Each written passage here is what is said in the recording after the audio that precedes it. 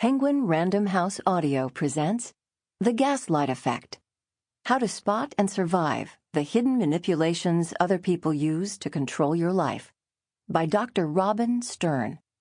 Read for you by Nan McNamara. Foreword by Naomi Wolf. Sometimes life presents us with interesting coincidences. When Robin Stern first told me she was thinking of writing about the subject of emotional abuse, we were sitting in a playground watching my children play. Outside the playground, a path meandered. A 4 or 5-year-old boy who had been walking next to his father ran exuberantly down the path ahead for a moment, then tripped on some gravel and fell hard. He was clearly hurt and struggling not to cry. His father's face tightened. "What have you done to yourself now?" he snapped, pulling the boy roughly to his feet by one arm. "You are so clumsy, I can't even believe it. I tell you to be more careful all the time." It was an awful moment. We, the adults, were flinching at the failure of empathy shown by the father. We wondered if we should say something. But what was even more painful was watching the child try to recompose himself and try to make sense of what his father had said. He seemed visibly trying to interpret his father's words to make them somehow not be cruel. You could almost hear him thinking, "I am clumsy. I am hurt, not because my father has just wounded my feelings, but because I did not listen to my father better. It is my fault." I urged Dr. Stern at that moment to take her inclinations seriously and write such a book. I am very glad that she has done so. Emotional abuse is a subject that is finally receiving the serious attention it deserves, and a great deal has recently been written about it. People are more likely these days to see emotional abuse for what it is, whereas a generation ago, the same interactions were often more socially acceptable, especially when it came to child rearing, seen as tough love or character building. However, the particular kind of emotional abuse that Dr. Stern identifies and explores in The Gaslight Effect, abuse that is more covert and controlling, has not been examined with the empathy and insight that she brings to it from her years of clinical practice, and especially from her unique interest in the emotional well-being of young women. It is good news that she has written about this issue from the breadth of her experience. Dr. Stern works with scores of bright, talented, idealistic young women, many of them from loving families, who find themselves caught up in relationships that demonstrate variations of this kind of abuse. She does a miraculous job of helping them remember and then work from their own lost sources of strength and self-respect, and they reclaim their lives in the process. Now readers across the country will have the benefit of her wisdom that these young women have had. Dr. Stern's explanation of how to identify this kind of covert emotional control and abuse, and how to resist it, is a very important tool for young women in particular to use if they wish to safeguard their emotional well-being, resist others' efforts to control and manipulate them, and choose relationships that support and nurture their development.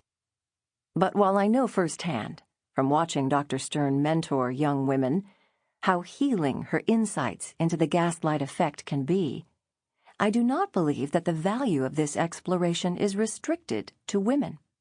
Men and women alike suffer emotional abuse and control when they are boys and girls at the hands of adults. While the majority of the examples here, drawn from Dr. Stern's practice, are about the abuse of women, I have also seen countless men open up and describe their own struggles to be free of such toxic interactions when Dr. Stern has described what she is working on, and gain a measure of release and freedom from hearing her analysis. Parents in particular should read this book. So often the ways in which we wound children's sense of self or manipulate them emotionally are entirely unconscious. the more aware we become about the fact that any of us, no matter how well-intentioned, can inadvertently emotionally wound or manipulate a child in our care, the better it will be for the next generation. Readers are fortunate to have a psychotherapist such as Dr. Stern, so sincerely committed to their emotional growth and personal development. Every page is written from her heart. Even more important, every page moves us closer toward truly recognizing what happened to that little guy in the park and understanding the adults who might identify with him. This book will help so many find new self-respect and strength. Introduction. An idea whose time has come. These days, you can hardly go more than a day or two without hearing the word gaslighter. A quick Google search reveals dozens of articles. 8 signs of being in a relationship with a gaslighter. Are gaslighters aware of what they do? Gaslighting, the mind game everyone should know about. The Urban Dictionary has a definition for gaslighter. Even our 45th president has been called a gaslighter. But when I wrote The Gaslight Effect 10 years ago, the term was virtually unknown, although the phenomenon itself was widespread. Gaslighting, I wrote, is a type of emotional manipulation in which a gaslighter tries to convince you that you're misremembering, misunderstanding, or misinterpreting your own behavior or motivations, thus creating doubt in your mind that leaves you vulnerable and confused. Gaslighters might be men or women, spouses or lovers, bosses or colleagues, parents or siblings. But what they all have in common is their ability to make you question your own perceptions of reality. Gaslighting is always the creation of 2 people, a gaslighter who sows confusion and doubt, and a gaslightee who is willing to doubt his or her own perceptions in order to keep the relationship going. As I saw it, that shared responsibility was the essence of gaslighting.